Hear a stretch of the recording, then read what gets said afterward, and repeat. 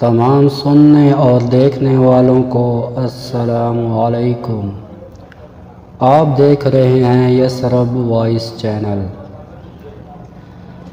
जब नूह अलैहिस्सलाम कश्ती बना रहे थे तो एक मोमिना बूढ़ी औरत रोज़ अल्लाह के नबी के पास अपनी गठरी लेकर आती और कहती, ए अल्लाह के नबी, कब कश्ती रवाना होगी? नूह अलैहिस्सलाम फरमाते, अभी देर है। वो औरत शाम तक बैठी रहती और फिर उठकर चली जाती। एक दिन नूह अलैहिस्सलाम ने फरमाया कि ए औरत, जब जाना हुआ तो तुम्हें बता दिया जाएगा। ये औरत वापस चली गई और इंतज़ार करने लगी कि कब नूह अलैहिस्सलाम बुलाएंगे। इस दौरान अज़ाब आ गया और कश्ती रवाना हो गई, लेकिन नूह अलैहिस्सलाम ने इस औरत को ना बुलाया।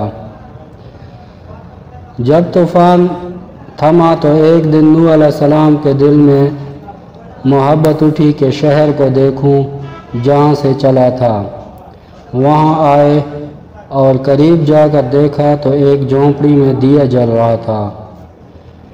नूह अलैहिस्सलाम ये देखकर चौंक गए कि रुए ज़मीन पर कोई ऐसा घर भी है कि इतने अजीम तूफ़ान के बाद भी जिसमें चिराग जल रहा है।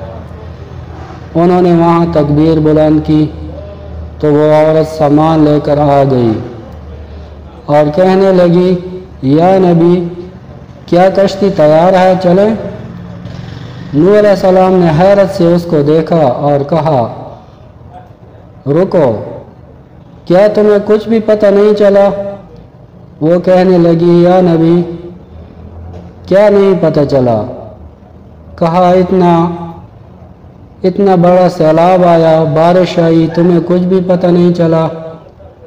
बुढ़िया कहने लगी, या अल्लाह के नबी, बस एक दिन बादल गरजे थे और कुछ हल्की सी फुहार पड़ी थी।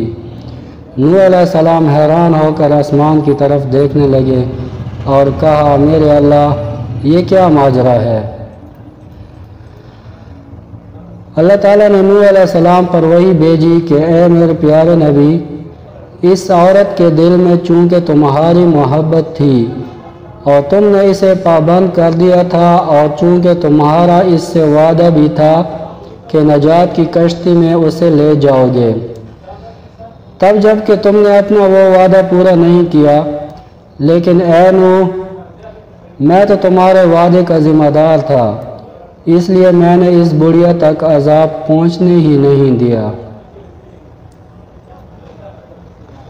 इमाम सज्जाद अलैहिस्सलाम ने पास बैठे अपने मोमिनीन से फरमाया, ओ मोमिनो, ये हदीस क़यामत तक के मोमिनीन तक पहुँचाना तुम पर वाजिब है। इन्हें बता दो कि जिसने हमसे मोहब्बत की, क़यामत का अज़ाब ज़रूर आएगा, लेकिन जैसे इस बुढ़िया को पता नहीं चला, हमारे मोमिनों को भी पता नहीं चलेगा कि कब क़यामत आई और कब चली गई।